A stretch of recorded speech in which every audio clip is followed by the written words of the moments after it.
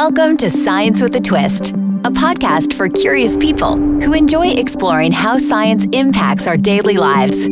From technology that helps the fight against COVID-19 to solutions that help clean the water we drink, it's all thanks to science. In each episode, members of Thermo Fisher's scientific team talk to experts who are on the cutting edge of redefining how we exist. Let's get started. Hello, and welcome back to Science with a Twist podcast, brought to you by Thermo Fisher Scientific, the world leader in serving science. My name is Sheri Olson. I'm the Senior Director for the Products, Applications, and Services team for the Human Identification or HID business unit within Thermo Fisher Scientific. We develop and deliver DNA detection products that enable our customers to make the world safer. Our products help law enforcement agencies and forensic labs around the world exonerate the innocent and convict the guilty for serious crimes such as homicide and sexual assault, while also aiding in humanitarian missing persons victim identifications. And today's story, It Was Science with a Twist podcast, is a story just about that. We will hear a story about the humanitarian victim identification. Our guest today is Dr. Marta Diepenbroek. Marta is a postdoc at the Institute of Legal Medicine, ILM Munich in Germany. She transferred there from 6 years at a Polish university where she was studying forensic methods used in DVI or disaster victim identification. She was involved in a very interesting project where she was using these forensic methods to identify victims, missing victims from totalitarian regimes of Poland. Today, Marta focuses on implementing state-of-the-art forensic technologies and training forensic labs and law enforcement. And today, we welcome Dr. Marta Diepenbroek. Welcome, Marta. Thank you for joining us today. Thank you for the introduction, Sheri, and thank you for having me. I'm very excited to share my experience with you today. Wonderful. Can you give us a little bit of background on your work and your experience in the human identification field? Yeah, so my first contact with forensics was already when I was a master's student, which was almost 15 years ago. I applied for a summer school at the Legal Medicine Institute in my hometown.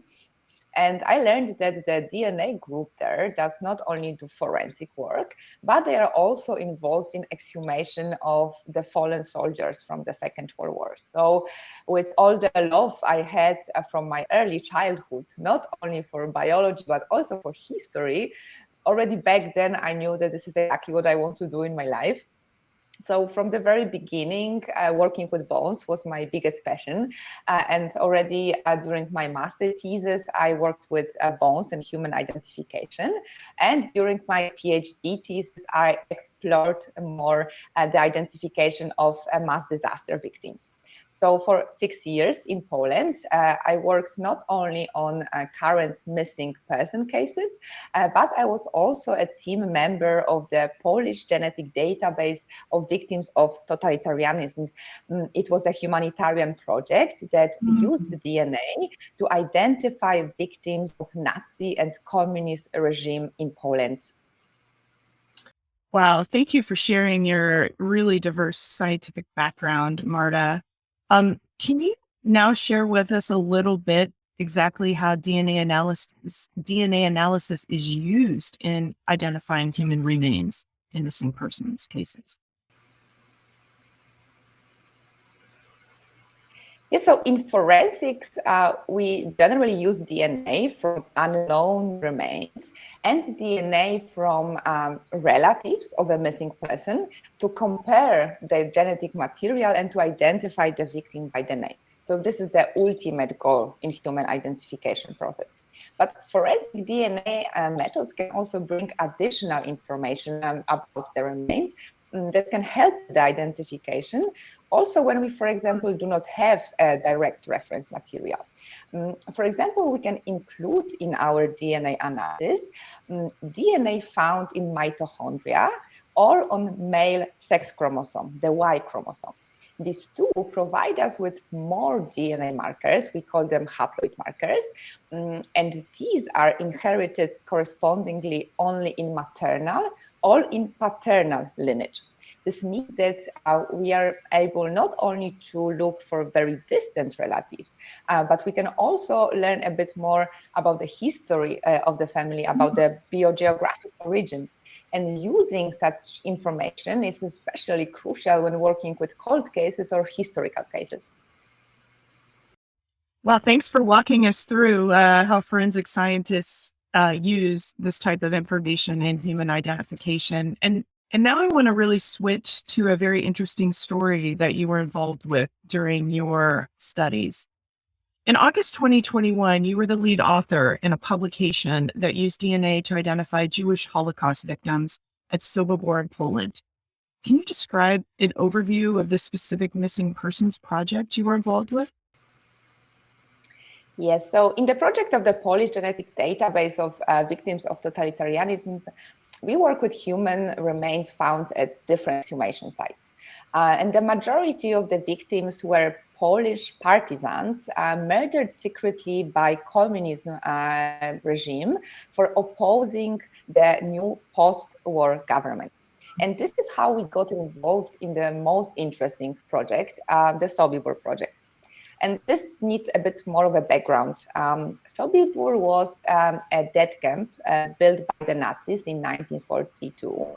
And in contrary to better known concentration camps, like, for example, Auschwitz-Birkenau, Sobibór only had one purpose, and this purpose was to mass murder the Jews.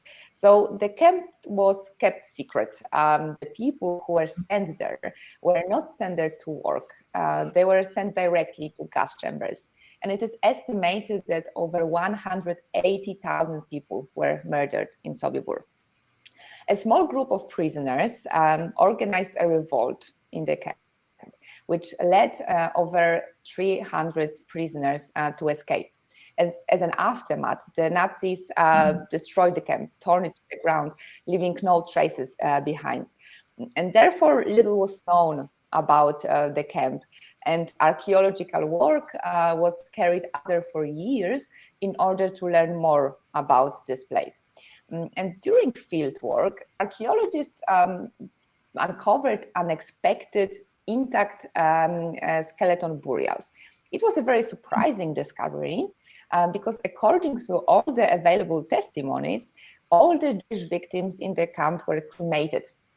So both archaeological and historical analysis of this discovery led to a hypothesis that the remains may actually belong to Polish partisans killed secretly by the communist regime in the 50s. And it was assumed that they just used the former Nazi camp to hide the bodies. Therefore, the remains were sent to the Polish genetic database of victims of totalitarianism that we could carry the identification of the remains. And this process of DNA analysis involved the already mentioned before haploid markers. And the remains were extremely degraded. So in order to carry out this analysis, we established a collaboration with the Institute of Legal Medicine in Innsbruck. And together with them, we analyzed mitochondrial genomes and Y chromosome. And the analysis shed new light on the remains because we discovered that both maternal and paternal lineages of the remains were very untypical for Poland, but they can be found among modern Ashkenazi Jews. So thanks to the DNA, the truth about the discovery was revealed that we found Jewish Holocaust victims. And the results were published last year in Genome Biology. Since then, our paper had already 5,000 accesses. Wow, that's super impactful. And thanks for providing the great detail of how forensic DNA methods were important to this victim identification. However, it seemed like this project involved many other different fields of science to come together to help make the identifications. Can you give us some insight to your experience with this? Yes, so in Sobibor Project, we had science from many different fields involved. So we had specialists from archaeology, history, anthropology, and finally us forensic scientists. And what we achieved together shows how all of these sciences, even if potentially a bit distant, completed and helped each other. So the remains would never be found if it was not thanks to the archaeological work carried out in the camp. But the truth about their identity would not be discovered if it was not thanks to the DNA analysis. So we need sciences like history to build initial hypotheses. We need science like anthropology to learn more about remains. But we also need sciences like forensic science, which is able to give answers which no other field can. So the information about the identity of the remains. Yeah, it really does show how science and history intersected in this particular project. DNA really was the issue that brought everyone together. But how common is it really to work with all of those different fields when working on missing person cases involving DNA identifications? Well, lately technology has progressed and also have the methods to analyze DNA from human remains. And there are more and more examples where DNA is used to shed light on historical cases. Both scientific and non-scientific communities are aware that ancient DNA can provide answers about the history of mankind on others or other species. But I think that this is not typical that people connect forensic science with projects like Sobibór. So most of the time, forensic DNA analysis brings to mind solving crimes. But forensic science has way more to offer. So yes, we do solve crimes, but we also solve missing person cases, even if they are more than 80 years old. Because the power of forensic DNA analysis is that we can identify the victim despite how much time has passed. Have you been able to make actual individual identifications and help reunite families with this particular project? Yeah, so the investigation in the identification of those remains found in Sobibór were led by the Institute of National Remembrance in Poland. And as I mentioned at the beginning, it was initiated with the hypothesis that the remains are of Polish partisans. And if this was the case, we would try to identify them by looking for their relatives, by collecting DNA from the relatives and performing comparative DNA studies. However, when our DNA analysis suggested that the remains were of the Jewish Holocaust victims, the corresponding authorities immediately made the decision that the remains have to be reburied, because it is very important to remember that the Jewish burials should not be disturbed. And our scientific discovery made it obvious that the remains have to be returned to peace. So they were buried again at the place of the discovery in a ceremony led by a rabbi, according to the Jewish rite. And our study brought answers we did not expect, and it was very important to act accordingly when we made the discovery. So it would be absolutely fantastic to identify the victims by their names, but this would, of course, require extended DNA analysis, which would raise some ethical concerns. And we are just very happy that the work we did already was able to bring some answers. Oh, absolutely. Absolutely. What an investigation. With your background, you've done other work in victim identification. Have you identified other historical remains using DNA from some of your other projects? Yes, so overall, in the whole project of the Polish genetic database of victims of totalitarianism, we had over 1,000 bone samples, and they were collected from many different war victims. We had underground activists, but we also had civilians, like also children or infants. And thanks to comparative DNA analysis, we were able to identify over 100 of them. And in order to do so, we collected reference material from the families. And sometimes those were close relatives, like children or siblings. But very often the only possible material was from distant relatives, like nieces or grandchildren. But despite the kinship between the victim and the family member, despite the fact if the family member knew the victim, all of those cases had one thing in common. So all of those reunited relatives were deeply touched with the identification. Wow. Marta, such interesting stories on missing persons projects. Are you involved now on any current projects that you're working on today? Yes, so I'm very excited to work on a new project which introduces DNA analysis where it was never used before. Together with colleagues from the Association for the Recovery of the Fallen in Eastern Europe and the Institute of Legal Medicine in Innsbruck, we are now working on introducing for the first time the state-of-the-art forensic science to identification of war victims in Germany. Around 5 million German soldiers died during the Second World War, and until now, over 1 million of them is still missing. Germany has long struggled with the burden of guilt for the acts of war, but has never stopped the identification of the fallen soldiers. And even though lots have been done to find the missing, the methods used to identify them did not change since the beginning of the war. So still an ID tag is decoded and used as a primary identification method. And the field work shows that those ID tags are mostly missing or destroyed, and that the remains remain anonymous.